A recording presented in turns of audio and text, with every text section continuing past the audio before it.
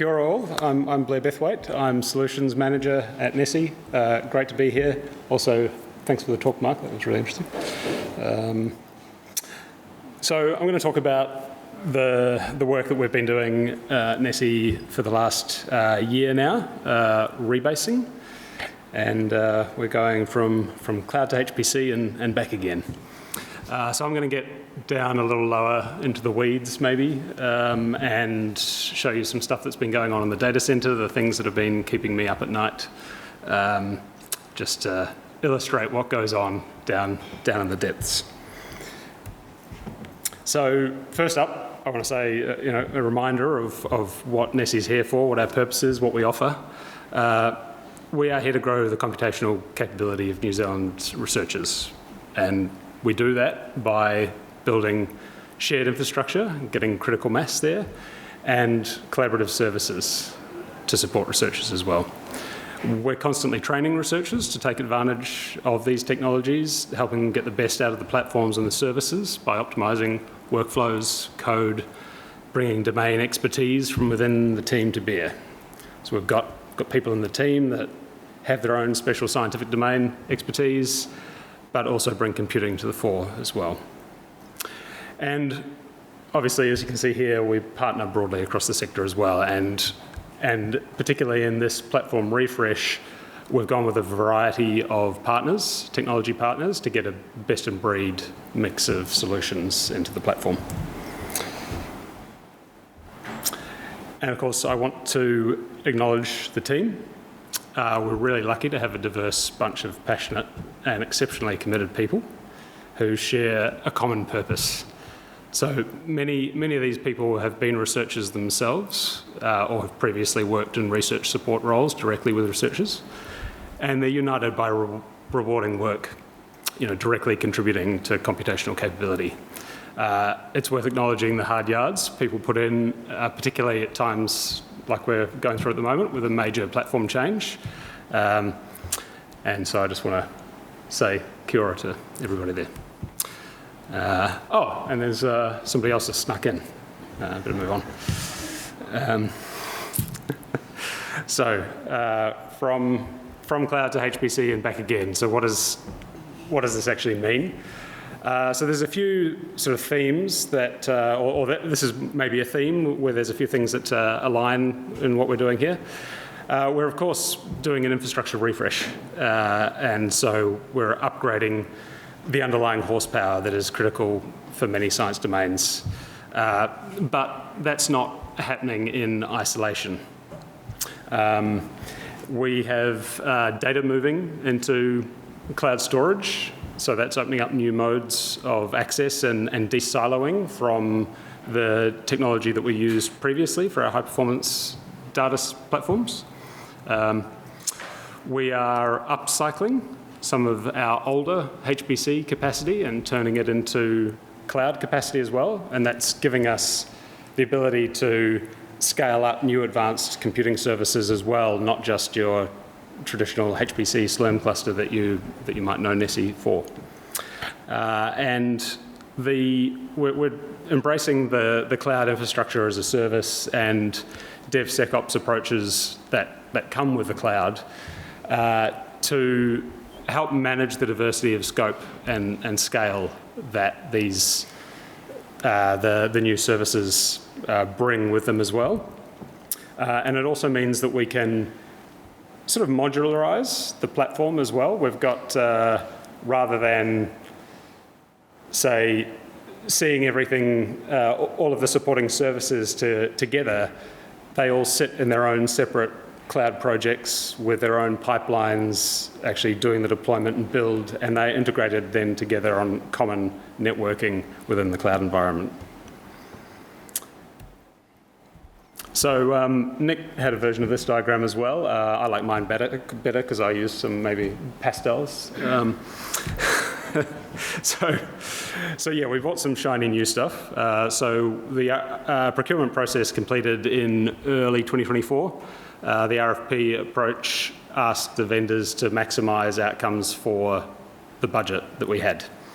And we balanced the spend across the system after settling on partner technology choices in storage mainly. which is where, interestingly enough, with that procurement, it was the storage where there was the most innovation and interesting options that came forth. So these are the capacities of the new things that were purchased. It's not the total capacity of the final system. So there's over 10,000 cores of CPU, new GPUs. CPU is AMD Genoa generation. There's some new cloud capacity. There is high-performance storage, so that's 440-odd terabytes of NVMe tier, the Weka file system. And behind that, a total of over 4 petabytes of object storage as well that tiers into. There's a new data archive with a couple of petabytes of tape initially, but that's readily expandable as well. And so some more details there. So I already said there's 10,000 cores. So it's this weird 84-core CPU, actually. People, eagle-eyed observers will note the 84-core CPU. This is pretty much the current technology limit of what you can air cool. And so we looked at moving to modular liquid cooling solutions, but really couldn't justify the cost with the budget that we had. But that's certainly required for the next generation of hardware that's now coming to market as well, particularly the GPUs. There's a mix of GPUs here as well, so you'll note on the bottom point some new H100 NVL GPUs. These are 188 gig across 2 GPUs stacked together, so they're quite a beast. So that's the sort of the highest end thing. But there's also some new L4 nodes as well, so that gives us the ability to have greater capacity for the lower performance use cases, interactive access, development, AI inference, that sort of stuff. And there's the GPUs that we're bringing from Grid Point when they migrate as well. The storage refresh, so I mentioned the Weka file system. So that's pretty exciting. We're seeing what that can do now. There's data flowing into that, and it's eating it up very quickly. So certainly we'll be able to fill the network up, and we'll probably have to slow ourselves down so we don't ruin the day for people who are actually trying to use the network at the same time as us. And also the Versity cold archive storage solution there. Nick had a slide on this before. We're calling it Freezer. And Versity is they're a really interesting solution and company. They've been great to work with. We bought Versity through Xenon across the ditch, and they came over and got it set up very quickly early on. I've got a little slide on that coming up too. One of the things to note here is that we actually expanded existing tape library that was established with eResearch when they built into the flexible HPC platform at Tamaki. So we've added drives into that library. So the migration part of the cloud to HPC and back again. So we're not throwing everything away and starting again. This diagram shows on the right-hand side the future state, a mix of the pink and green, the green things that are coming from Grid Point and being merged together into a new total system at Tamaki. And of course, there's a lot of data sitting on the existing infrastructure as well. So there's somewhere in the vicinity of 3 to 3.5 petabytes maybe that we have to migrate. We'll know once we've actually finished the migration, because part of what informs the final number will be what users say they actually want to migrate. Once we get into the really hot data and workloads moving across systems.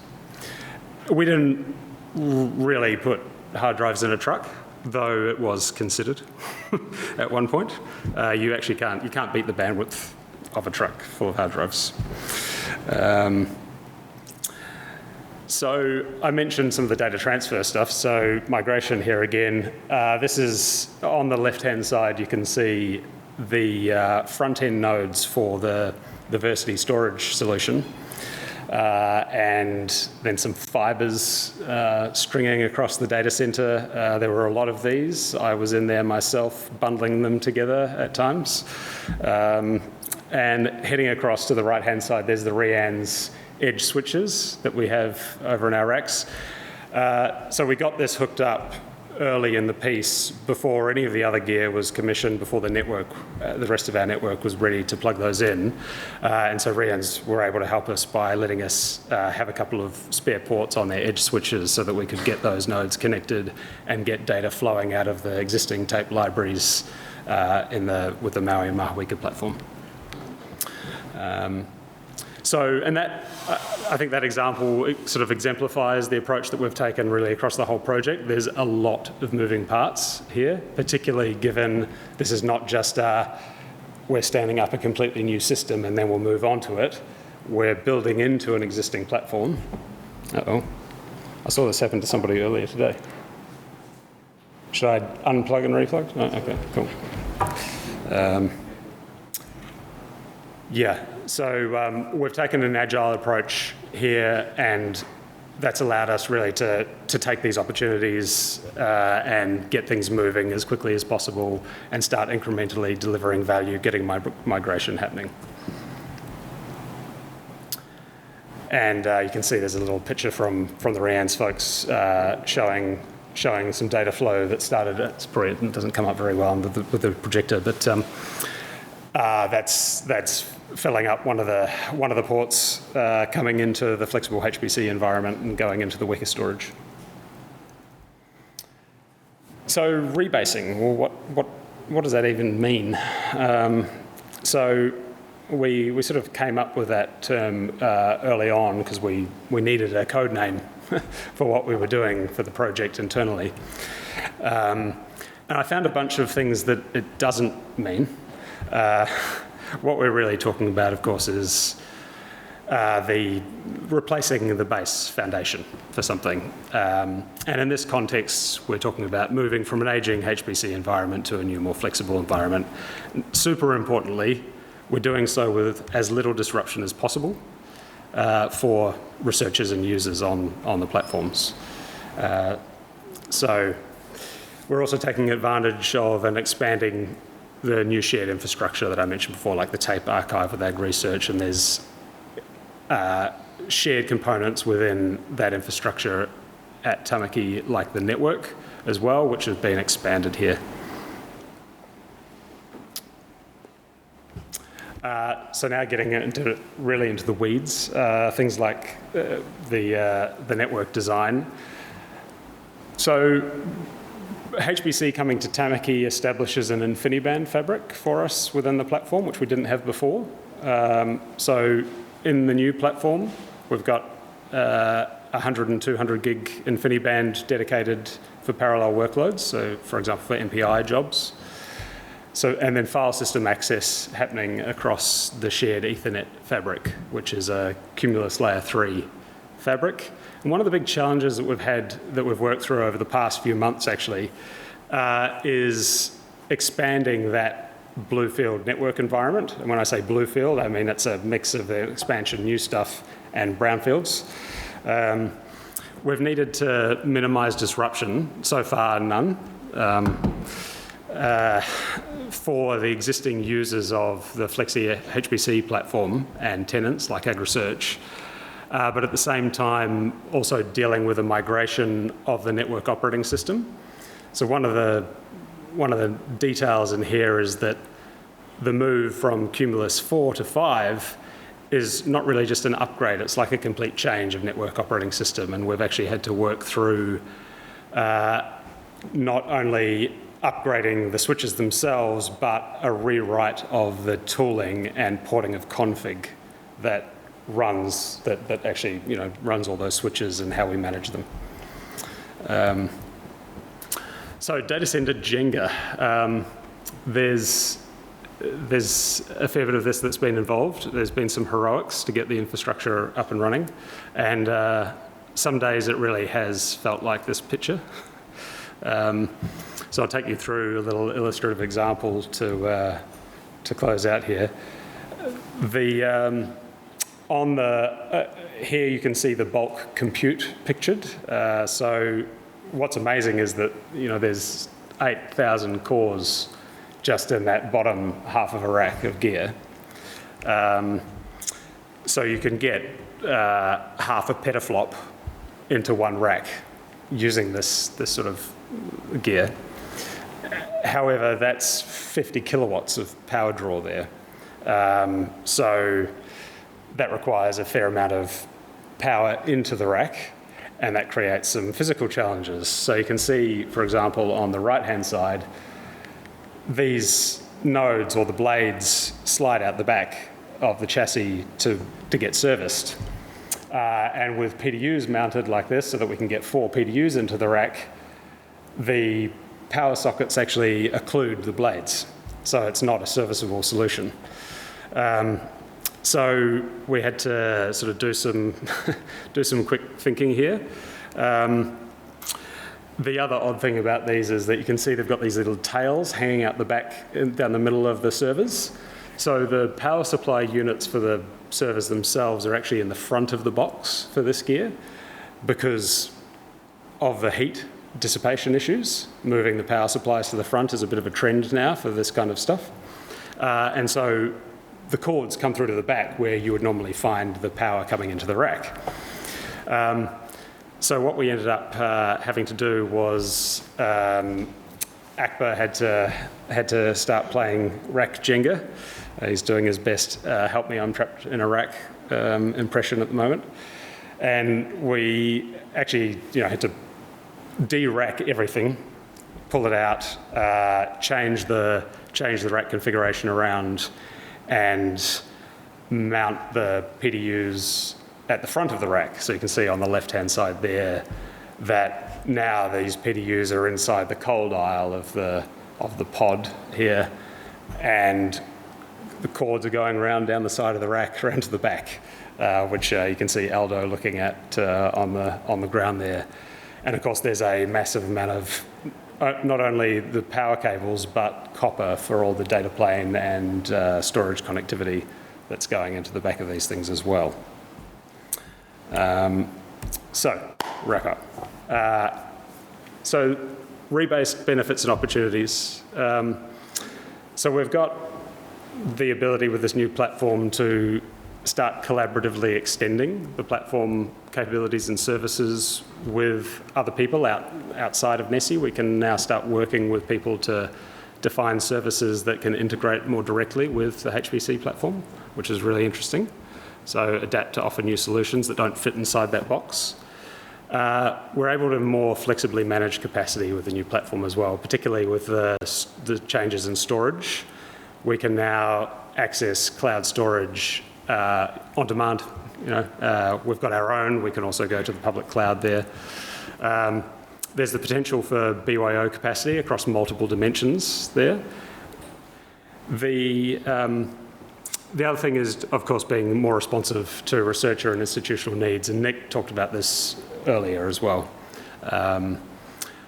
which is a key value proposition here, just beyond the standard HPC environment. And I think I should probably wrap up there. Yep.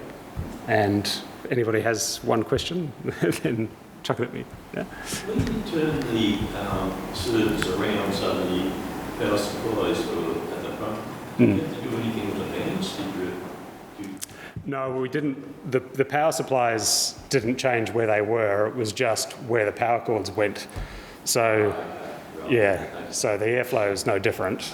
One consideration was airflow into the chassis when we thought about just connecting straight into the power supply at the front. HPE preferred that we go around the back still, so we had to buy a bunch of extension cables and yeah.